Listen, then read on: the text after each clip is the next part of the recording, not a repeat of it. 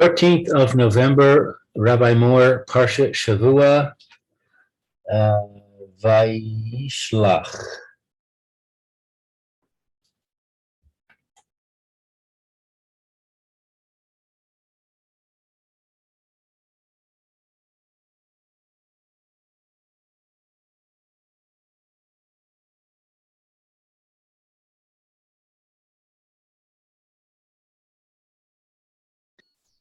Okay.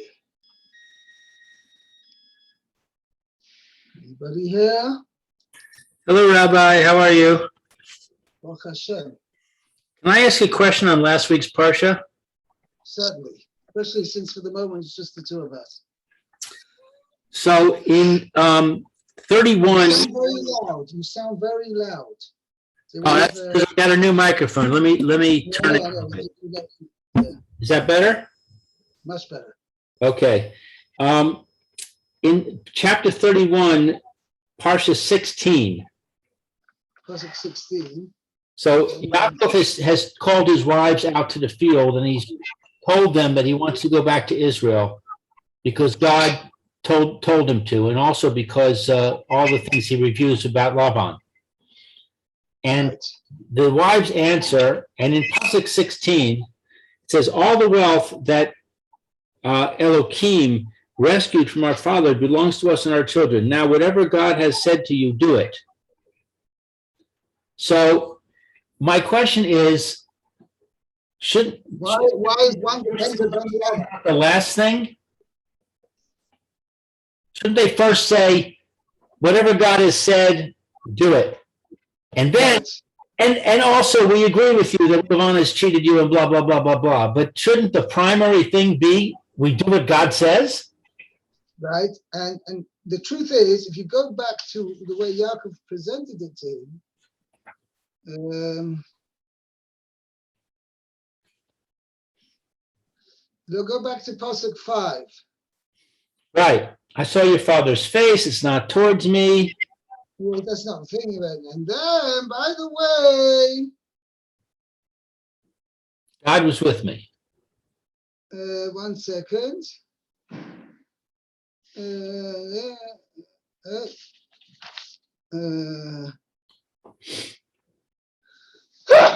Right, the Kosh Baruch Hu told me, yeah, and you post your Gimel, Ata kum tzei min haaretz hazos v'shuv el eretz moladetecha. That's what you should have just said that. Right. Or at least say it first. Right. So the Mefarshim do dwell on this. Trying to remember where it says.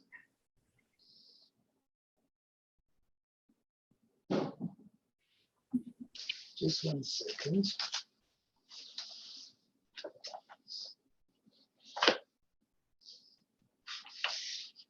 Turn over to this.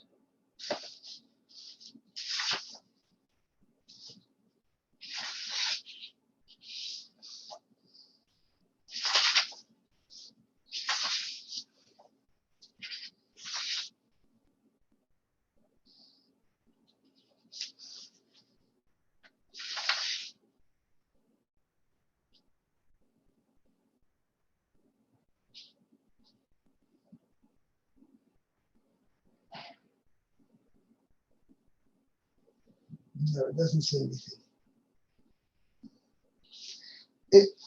I once wanted to say a pshat. It doesn't fully. This question doesn't really answer. It answers another question though.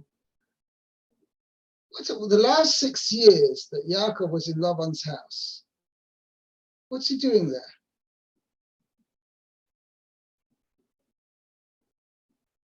Last, you turned off your mic.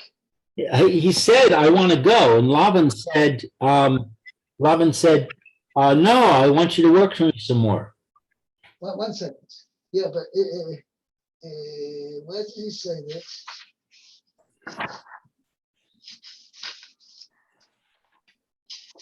For that.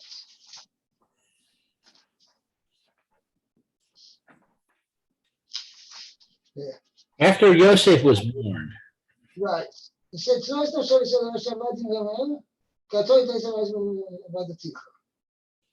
ויאמר אליו לאבן, אם לא מצאתי מעיניך, ניחש ולכן השם יגאלך.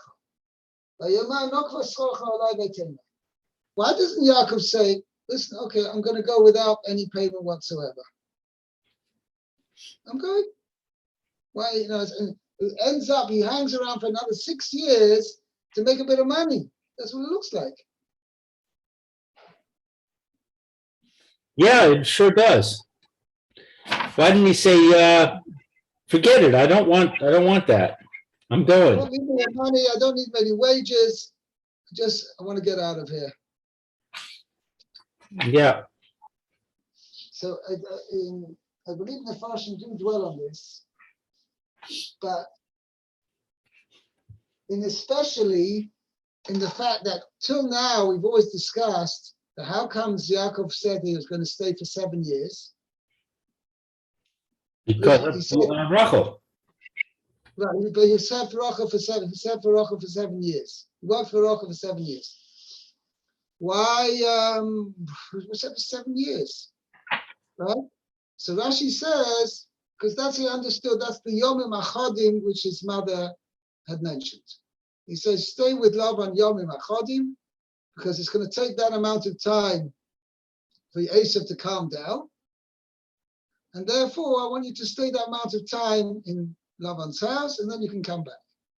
And it says, the Pasuk says, Rashi himself mentions it, that in his eyes, this was Kiyomim Achadim. This is what his mother had said to him, Kiyomim Achadim, right? A short amount of time, number of days. It meant 7 years. Okay?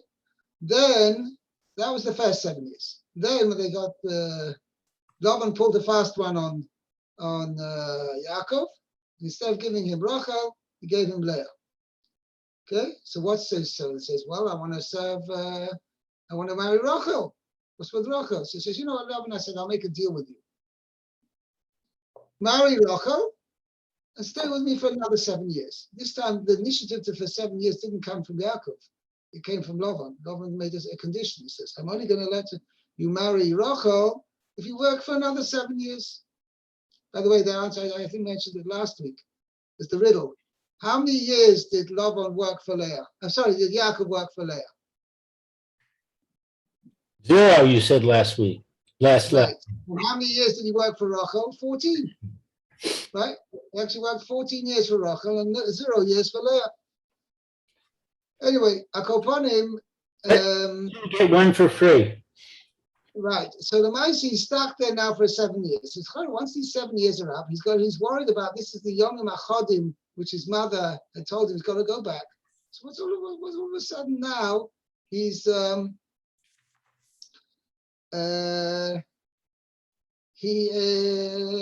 willing to stay another 6 years. Or maybe he didn't know it was going to be 6 years. He thought a short amount of time, but he should have forgone the wages, whatever he's got right now, and off he goes. Well, we know that in the end, Lavan chased after him and wanted to kill him. And it was, right. Of course, Hashem protected him that he didn't. So maybe when Lavan says to him, no, I don't think that's such a good idea. I think you should stay some more. Tell me how much I'll pay you. Maybe a danger to. I'm going to kill you if you try to leave. And therefore, since he didn't have the command from Hashem at that time, he was afraid. So that's what I wanted to explain as follows. As far as the few years, Yom Machadim, which his mother had said, force of circumstances changed that he couldn't. It was already 14 years. It's not 7 years anymore. So he's not going to be able to fulfill that. Now he's in a situation, Hashem is obviously, it's a decree from HaKadosh Baruch Hu, he's got to stay here. And as you said, he doesn't want to put himself in danger, right? So he was waiting basically for Hashem to tell him, okay, get out of here. Meaning that Hashem had given a promise, you can get out, you can leave here, and I'll be with you and I'll protect you. But otherwise, to put himself in danger, as I said, leave and put himself in danger, Yaakov didn't want to do that. Okay? Okay. What?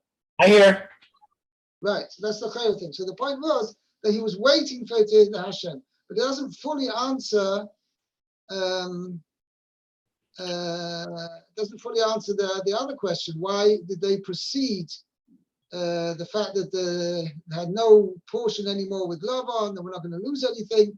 And by the way, Hashem told us, Hashem told you to leave, so we're going to go along with that. Seems very strange. I don't know. I have to check it up.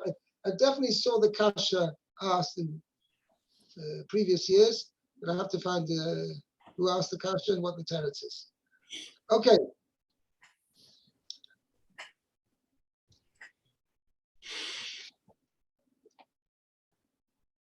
Yeah, let's make a start over here. Okay, Vayishlach. Meir, would you like to kick off this week?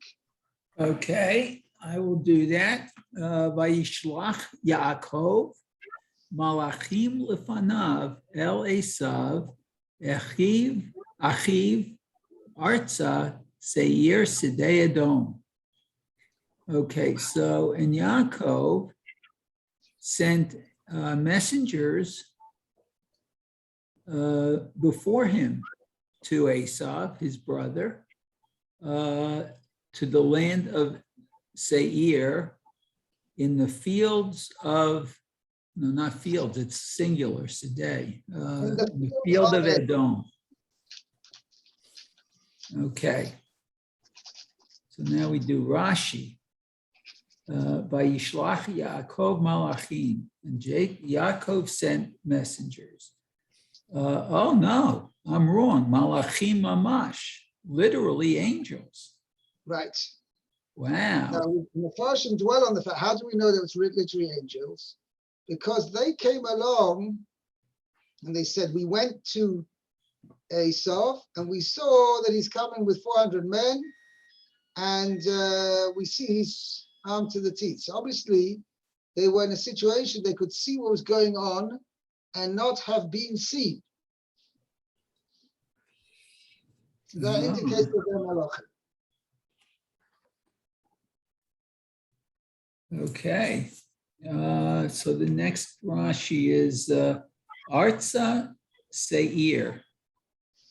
Le'eret Seir. To the when it says Arza, it's I guess literally land of Seir, but So Arza Seir means also Rashi means to the land of Seir. So Arza is two, right? That's what Rashi goes on. Kol Teva. Okay, Kol Teva Tzricha. What's Mem Dalid? Lamed. Oh, Lamed. I'm sorry.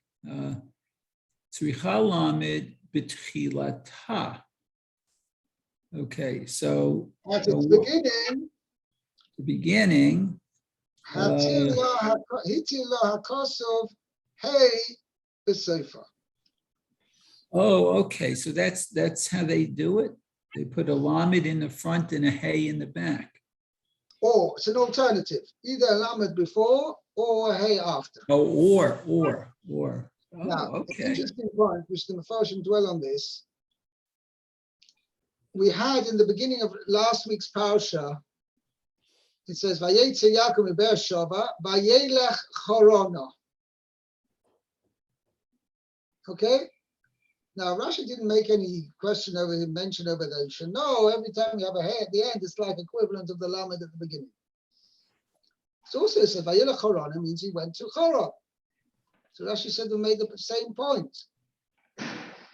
So the Mefarshim point out over here as follows. There's in fact, Rashi explains differently over there. Rashi says, Vayelech Chorona. Okay. Yeah. Yotza loleches lechoron. He went out to go towards Choron, which Rashi is pointing out a very important point. He says, if the pointer was that Yaakov had gone to Choron, Vayetze Yaakov miBe'er Sheva Vayelech lechoron, that would have implied that he actually got to Choron. Okay, now the Pasuk uses a different terminology. Chorona, which implies he set out towards Choron. But he never got to Choron yet. And then the Pasuk says, Vayifka b'Makom. He chanced upon the place which is the Makom HaMikdash, and he stayed there, and he stayed the night, etc. So that's exactly the point. Normally, and this is what the Parsha point out, normally when you have a hay at the end, it means towards that place. So therefore, Rashi didn't have a problem over here. On the contrary, Rashi points out that he set out towards Choron. And on the way, he stopped at the Makom HaMikdash. But Rashi's got a problem over here. What's he going to say? Yaakov sent messengers towards the land of Seir. Well, they're not going to achieve very much if they do that. Esav's in Seir. He's there. He's not on the way. As far as Yaakov was concerned, as far as he knew, Esav was residing in Seir. So Rashi has to point out that here, Artso Seir does not mean what it regularly means, towards Seir, but he sent messengers to Seir means to go actually all the way there. And that's why Rashi says the hay at the end is equivalent to a lamed at the beginning. You're off, your mic is off. I have a footnote that points to 28:2, where it says Besa Besuel, and Rashi makes the same exact comment. So he already told us this. Why is he telling it again? So according to what I'm saying is, most places it doesn't mean that. It means towards. Again, Rashi also had to say it over there. Kumlech padeno arom beisa besuel avimecha. Went to the house of Betzalel. That means to go to and get there. Means go to actually reach there. Right, he did. He did. It's the same point. Right. So that's what the thing is. Generally, the hay at the end is more indicative of meaning towards. Sometimes the Torah will also use the hay at the end in place of a lamed, which indicates that he actually got there. Or the purpose of the shlichus was to go and to get there. But it could be over here what the reason why the Torah doesn't use regular says le'eretz seir, because in the end, Lemaisa, what happened? The Malachim didn't get to Seir. Because when they were on the way, they met Esau, and Esau was on his way to meet Yaakov already. So it could be the end result was, ostensibly they were sent to the land of Seir to actually reach the land of Seir and to get there. But the actual result, the actual facts were that they never actually got to Seir. They only went towards Seir. Maybe, I don't know. What? I said, I see. Right. Okay. All right. Hey. Pasuk Hey, yeah. Lou. V'yatzav osam lemor ko somrun ladoni le'esav ko amar avdicha Yaakov im man garti ba'echar ad atah. He commanded them, saying, this is what you should say to my master Esav. Your servant Yaakov. So your servant Yaakov has said. So your servant Yaakov has said, I have lived with Laban, and I was delayed until now. I've been delayed till now. So on the phrase "Gati," lived, or I was a stranger, My English says I was a stranger. Lo naasesi sar v'chashuv. I have not become an officer or anyone of importance. Elager, rather I was a guest or a stranger. Einafa kidai lis no osi. It is not worthy for you to hate me. Al birkas avicha sheberchani, on account of the blessings of our father that he blessed, of your father that he blessed me. And what was that blessing? Heve gavir le'achecha, be a master over your brother. Shaharei lo nitzkai ma vi, for behold, it has not been fulfilled in me. Right. Devar acher, alternatively, guard. Another explanation, right? What? Another explanation. Right. Garti begematria taryag. The word Garti has the gematria of taryag, 613. Klomar im levan ha rasha Garti, as to say, if with Levan the Rasha. Not if. There's no if. There's no aleph. Im was with Laban. With Levan the Rasha I lived. V'taryag mitzvos shamarti, and the 613 commandments I kept, I guarded. V'lo lamadati mi ma'asav ha'ra'im, and I have not learned from the wicked deed. From his wicked deeds.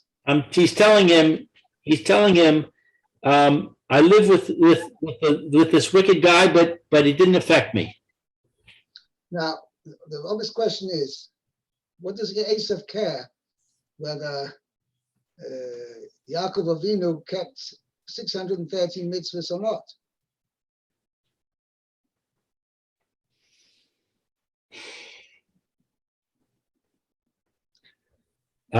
I think what he's saying is, don't think that I have any weaknesses. I'm as strong as ever. Meaning, even more, I'm spiritually strong. So therefore, all the more that you're not going to find a chink in my armor, right? That you're going to be able to overcome me. Because everything is based on, obviously, on the blessings that Yitzchak gave to Yaakov. And Esav was fully aware of them. And one of them is that, also the brachas which were given to Esav. Afterwards, after Yitzchak blessed Yaakov, then Esav came in and he said, my father, you don't have another bracha for me? So Yitzchak gave him another bracha. I don't think how. But and one of the brachas, one of the statements which Yitzchak said to Esav is, "V'hoyo kasher torit," when you have reason to grieve the fact that Yaakov's taken the brachas, then you'll be able to, how should I say, not overcome. You'll be able to rebel against Yaakov. Yeah. When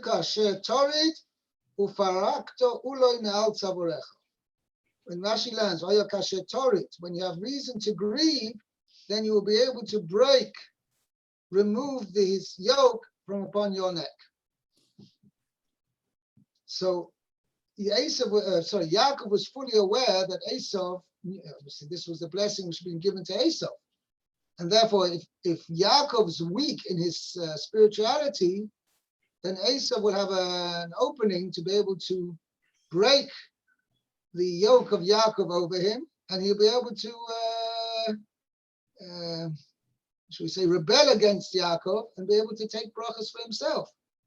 So therefore, and by the way, that also answers the question, why all of a sudden did Esav come now? Now when Yaakov's on his way back. L'chaira, Esav knew full well where Yaakov was, because the Pasuk says, he said that he'd heard that Yitzchak, his father, had told Yaakov to go to Padan Aram, and Yaakov listened to his father. And then, so therefore, that's why Yaakov decided, he's going to marry somebody from the daughter of Ishmael instead. Well, not instead, but in addition to his other wives. He thought this way he would be able to placate his father. Anyway, I can't point him, but he definitely knew where Yaakov was. So why did he wait till Yaakov comes back? At this point, why didn't he do it? So according to what we're explaining over here, he was waiting till Yaakov was at his weakest point spiritually. Was as long as he's in the house of Lavan, Esav reasoned, I've got more chance of getting my own back on Yaakov, because the longer he stays in Lavan's house, the weaker he is going to be spiritually. And therefore I have more chance to be able to vanquish Yaakov. Okay? Yeah, next Pasuk Vav, Meir. Okay. Vayehi li sor v'chamor. Shor v'chamor. Okay. Atzon ve'eved v'shivcha ve'eshlecha lehagid l'adoni limtzo chen b'einecha. Okay, so I got an ox and a mule, a donkey. Right. Okay, tzon is sheep, right? A flock of sheep or something. Okay, we'll see. Everything's in the singular over here. Rashi is going to dwell on this. Oh, So, okay. I have an ox and a donkey and flock and a servant and a maidservant. Oh, Okay. so I am sending to tell my master, limtso, to find chen, grace in your eyes. Right. Okay, good. So Rashi, Vayehi li shor v'chamor. Okay, so I acquired ox and donkey. Oh, I have. I have. Oh, I have. Right. Okay, I have an ox. Doesn't even say a. It just says ox and donkey. Okay. Abba Marli, my father, not mine, but father said to me, Mital Hashamayim Ushmane Haaretz. Okay, so that is from the dew of the heavens and from the Shmane.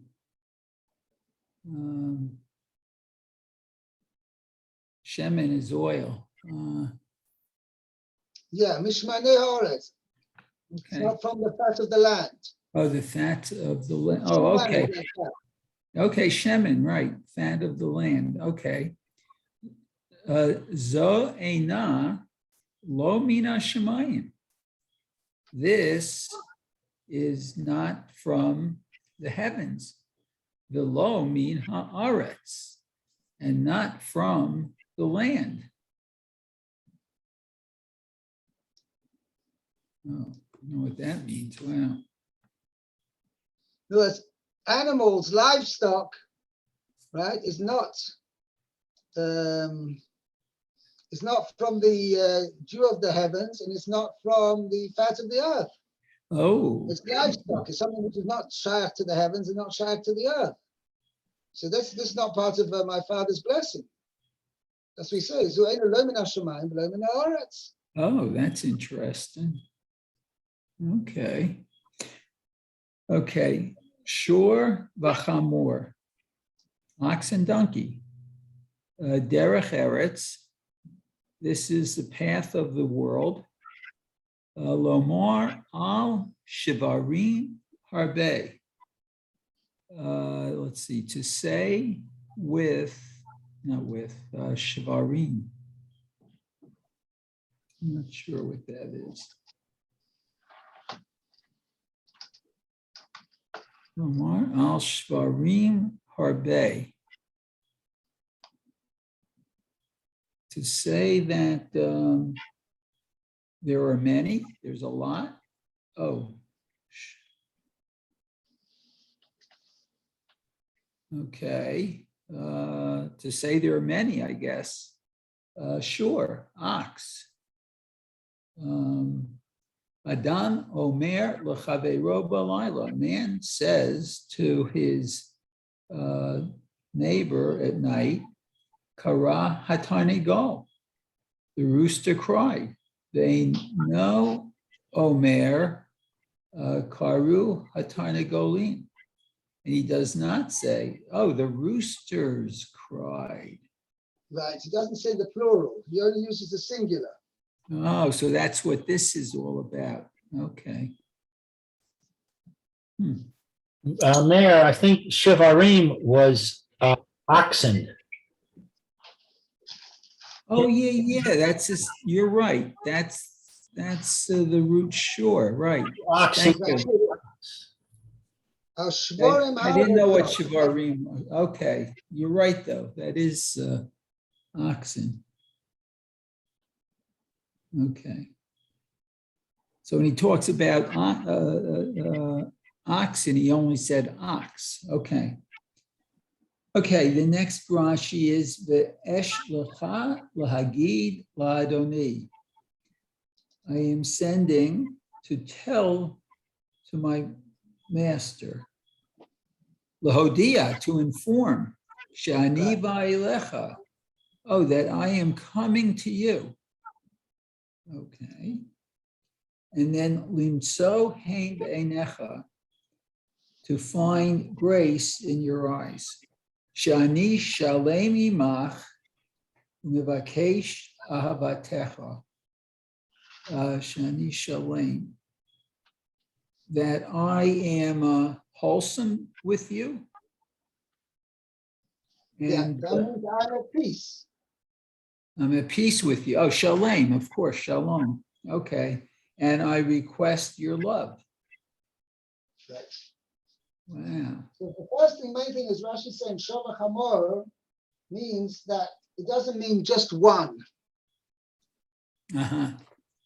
It means he has many. But the way is, and I'm not sure why the Torah does this, but normally in the strategies in Hebrew, you have up to 10, you say the plural, over 10, you use the singular. Oh, yeah, because most of the times, I think in Tanakh, you see, or in Torah, you see shor. You don't see shvarim. Yeah. I mean, besides this example. Okay, very good. Okay. Right. Okay, let's continue. There's still time. We still have time for another pasuk. Yeah, pasuk Zayin. Lou. Vayashavu ha-malachim el Yaakov lemor. Banu el achicha el Esav v'gam holech likrascha v'arba me'os ish imo. Oy. So the messengers returned to Actually, the angels returned. I said before, there were real angels. right. We came to your brother Esav, and also he is coming to meet you, and there are 400 men with him. So Rashi says, Banu el achicha el Esav, we came to your brother to Esav. Shehayisa omer achi hu, aval hu noheg imcha ke Esav harasha o denu sin aso.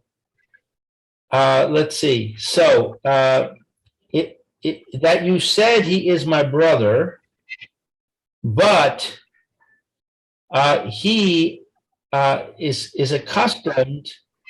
Not accustomed. He's behaving. He behaves with you like Esav the wicked, and he still hates you. Right. Means he still holds this tremendous enmity and hatred towards you for that you stole his you say that you stole his blessings. So that hatred is still there. It's still in its still strong. It's still in its original force. Still with all its original force. Okay. Okay, I think we'll hold it here. Thank you, Rabbi. Okay, okay, we're going to have to Pasuk Ches. Very good. Okay, very good. Very good. Yeshkaya. Have a Have a great great day. day. Bye-bye. Bye.